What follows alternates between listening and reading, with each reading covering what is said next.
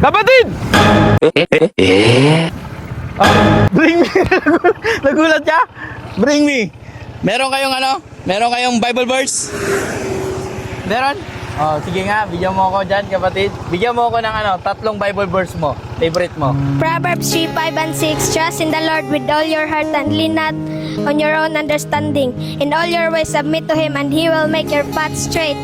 Wow, sige, isa pa.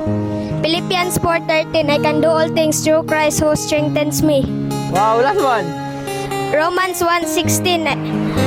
Always pray, don't lose hope. Wow, ikaw kapatid. Meron ka? Magkano kayo? Magkano kayo? Ah, magkapatid kayo? Sige nga, ikaw meron ka rin? Siyempre, meron yan, kuya eh. Sige nga. Genesis 1:1.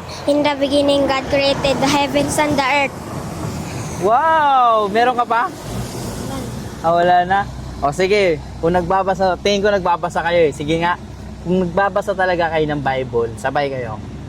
Saan pinanganak si Jesus? Bethlehem. Ang galing nyo ah! Ibig tayo dyan.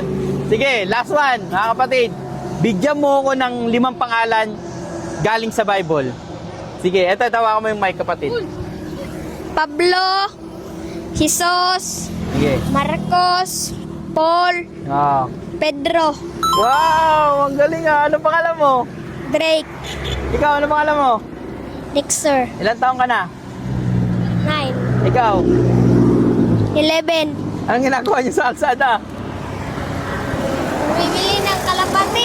Ah, bibili lang kayo kalapate. Yeah. Ah, dahil mabait kayo, anong gusto mong sabihin sa magulang nyo? Anong gusto nyo sabihin sa magulang nyo? Ma, salamat sa imuhang suporta sa mo. Ah, ikaw, anong gusto mo sabihin din sa mama at papa mo? Naulaw siya.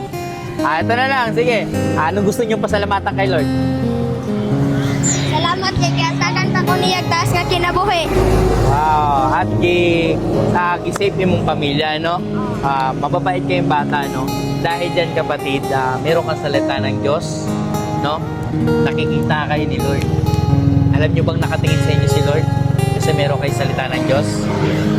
Ito, tatandaan nyo, kahit sobrang hirap ng buhay, huwag nyo kakalimutang mahal na mahal tayong lahat ni Lord. Okay? Ito, may blessings galing kay God, oh. Sakto, bigay nyo sa papa nyo at sa mama nyo. May bigas na kayo. Oh, para sa inyong dalawa. Thank you.